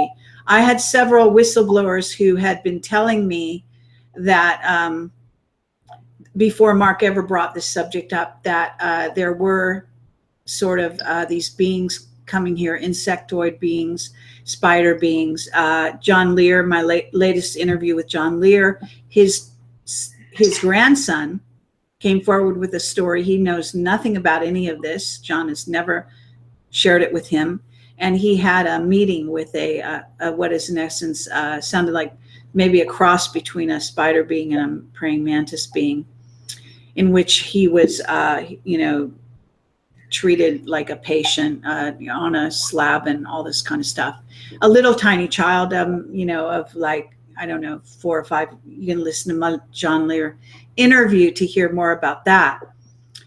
Okay, so parting words. Jim, why don't you go on first here and just any parting words before we close this down? I don't feel I have anything to add. I just thank you for the opportunity, and it just becomes fruitful. Thank you for being on, Laurie. It was great. Okay, and thank you, Jim and Laurie. Parting words. Just want to say again, also thank you, Carrie, for creating the forum. When people see people like Jim coming forward and going, okay, that didn't feel right, and let me take the next step and seeing what we can do to figure it out, they're going to be able to do that. And so in a way, for Vietnam vets, pioneering the opportunity to find their truth, their authentic self as to what happened, and then become a little bit more empowered with how they want to handle the situation. Absolutely. Well, the truth shall set you free. I firmly believe those words. So thank you so much, everyone. Thanks for watching. Thanks, Laurie and Jim, for being on the show. Thanks for the courage that it takes to come forward, both of you, actually, and tell your story and share your truth. And thanks, everyone, for listening, for the interesting questions, for the ones who were able to get their questions on through that chat room. And this will go onto YouTube. Obviously, you can get in touch with both Laurie and Jim, and the information will be on my website for contacting them. You can already go to Laurie's website to get a hold of her.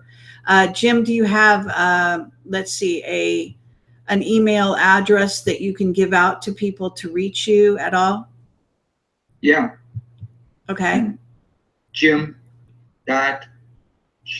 SHEAHAN @gmail.com. Okay.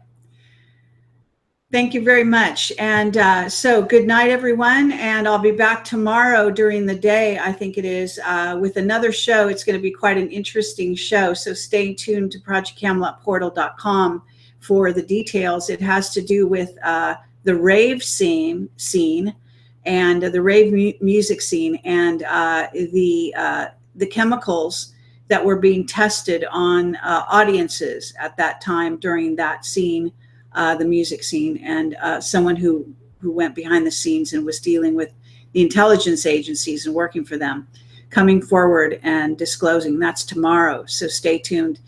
And thanks again for watching and everything.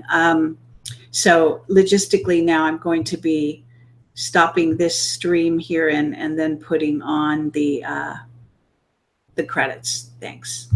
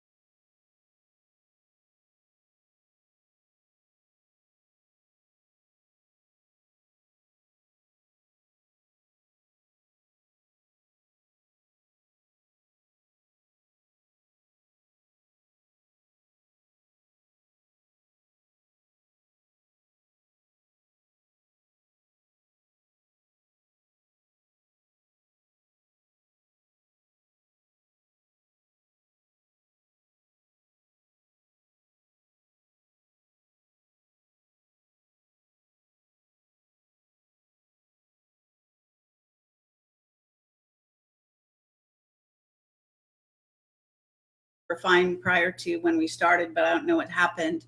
But go ahead, continue. Maybe I can talk softly. Or if you just back away from your speakers, if you just back away, you know, you can always do that as well. That's better. Yeah. How's that? That's much better. Thank you. Okay. Well, as you said, I'm a Vietnam veteran, and for quite a while, I thought something more went on in Vietnam than I was aware of, and it went back to this movie, Jacob's Ladder, quite a few years ago, and it was about something the government was giving the troops. Well, anyway, that movie led me to believe something more that was going on, and then when I heard you, Carrie, speak about 4 months ago at a conference, things started to get triggered, and I was talking to another vet who had seen a live insect in Cambodia, a giant beetle type of insect, and saw some dead ones, he said recently. So I thought, what was unusual about my experience? And then I went to get regressed about that unusual experience with Laurie Mcdonald, and that's my story. Okay. Thank you. And I think you have a mute button, both of you, in case there starts to get an echo. So if you hear other people talking and then you have echo, you can mute other people, yourself, when you're not talking, that is only.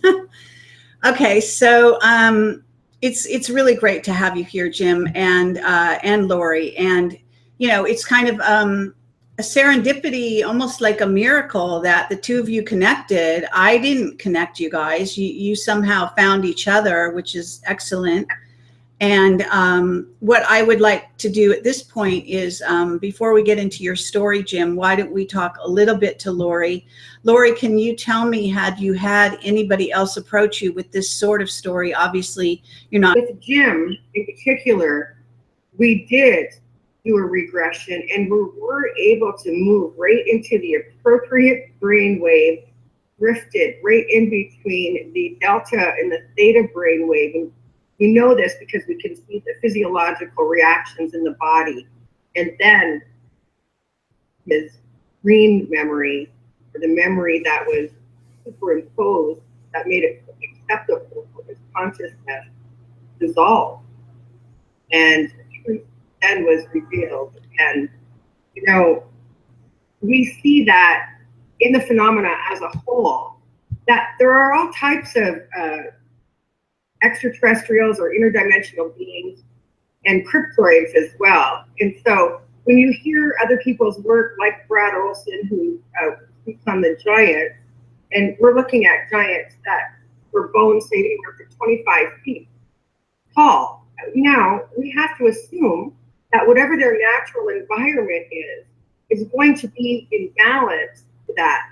So if we have skeletons where there were beings that were 20 to 25 feet tall, I would imagine that the insects at such a place would be extraordinarily large. And because there are certain areas on the planet that have these energetic ley lines, and we see what's on top of them are either some type of a pyramid, some other monoglyphic site, or a temple. So these temples are either maybe at a very particular place geographically, longitude and latitude, where the atmosphere might create some sort of a stargate or a portal to make it so that these can come through.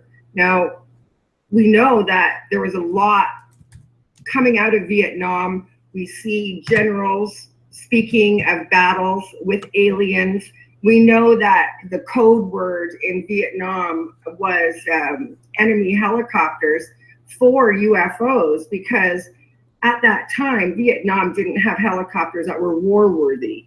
And so they called them enemy helicopters, and that meant UFO. So there was some type of anomalous activity. So I'm wondering if these UFOs weren't coming out to guard the portal where maybe some of the battles were happening. I'm very interested in Cam Lo at Vietnam. I'm planning a trip there right away here, and I'll be 8 weeks in Southeast Asia, and I will be going to the village, which was at the time supposed to be a DMZ area, but we know none of them truly were.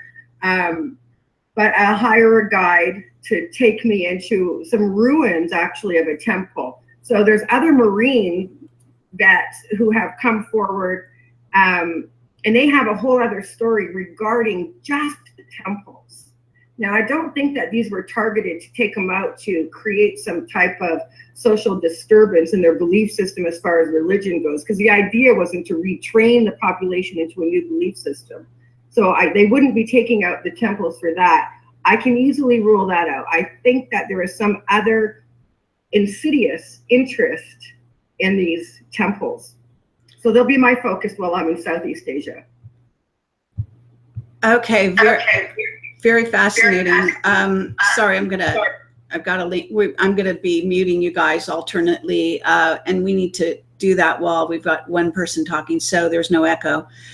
So what happens is, that's very interesting, because my understanding is that there are portals in temples. In other words, temples and churches are all built on portals. This is something we know. They're built on a convergence of ley lines that then create a vortex. And this is why they chose those sites. The early sites used to have ancient stone circles and things. Then eventually they built buildings on them, like the Dome of the Rock and so on and so forth. They're all on portals, every single one. What does that mean? This is true also, by the way, of military bases, which some people may not be aware of. Military bases have been built on portals. So churches, military bases, these are portals on portals. And what is a portal? A portal is an interdimensional gateway. It isn't always open, and it isn't always that accessible. So it can fluctuate as to what's going on there. But my understanding from Mark Richards, again, that is to some degree the reason I'm doing this investigation. And this is really an ongoing investigation, so people understand. We haven't reached a conclusion here, but he said something so unusual that I have.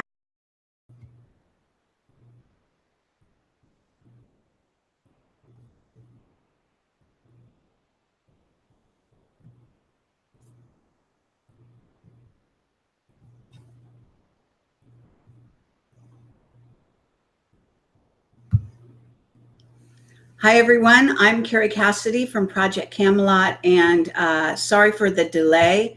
We've been having some very unusual issues, as usual.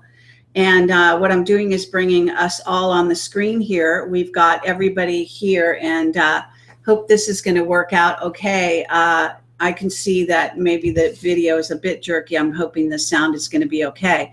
So I want to introduce you to Laurie Mcdonald, hypnotherapist, and she's been working with abductees and many other types of people and issues, etc. And I've had her on my show before. We had a wonderful interview. I think it was probably about a year ago, and it's on my YouTube channel for those that are interested. And we've got Jim Sheahan here, and he is a Vietnam vet, and we've quoted him on my website. Actually, in some ways, he is one of the reasons I'm doing the show. So what I want to do here is basically get the two of you to talk about yourselves briefly. Because we're starting late, I'm not going to do an introduction for each of you. I'm going to let you guys do it yourself. So Laurie, do you want to start out and introduce yourself, please? Sure. My name is Laurie Mcdonald, a clinical hypnotherapist here in Sacramento at PRU Hypnotherapy. I'm the president of OPUS, the Organization for Paranormal Understanding and Support, the scientific consultant to the Edgar Mitchell Foundation Free, which is, of course, another way to offer support, gather information for the experiencer. I run and founder and the facilitator of the Sacramento Alien Abduction and Contactee Support Group. We have a couple of hundred members. We meet once a month, and we really move into a deeper understanding of this particular phenomenon. Okay, short and sweet. Now, Jim, why don't you introduce yourself as well? Hi, I'm Jim Sheahan, and Okay. as you said, Sorry, Jim, I'm sorry, but you've gotten really loud all of a sudden. You're not going to, you know, reveal private conversations with, you know, your clients, but at the same time, within what you can talk about, what would you have to say? I'm going to say that absolutely. I work with Vietnam vets quite often for post-traumatic stress disorder. And so we can see that they're with stress and post-traumatic stress. Laurie, your sound is a bit quiet, so if you could turn yours up a little. Sorry to make you, to interrupt you here. Okay. How's that? It's a bit better. Thank you. Okay. So I do work with other Vietnam vets, generally for post-traumatic stress. Usually you can put your finger on where the stress originated. So say you were pinned down by fire and you couldn't get out, you're trapped, you're going to create a stress. If it's not resolved, that's post-traumatic stress, and we know why. But there's other type of stress that's underlying and you're not sure why you have it. You know something's not quite right and you can't put your finger on it. And it's very similar to the post-abduction stress. And this is what other Vietnam vets actually are suffering from. The reason is because they're subjected to some type of drug and had some type of psyop performed on them, or they actually, the reason is because they're subjected to some type of drug and had some type of psyop. All right, that's very weird. They actually, hold on a second. Hold on a second. Let me see if I can.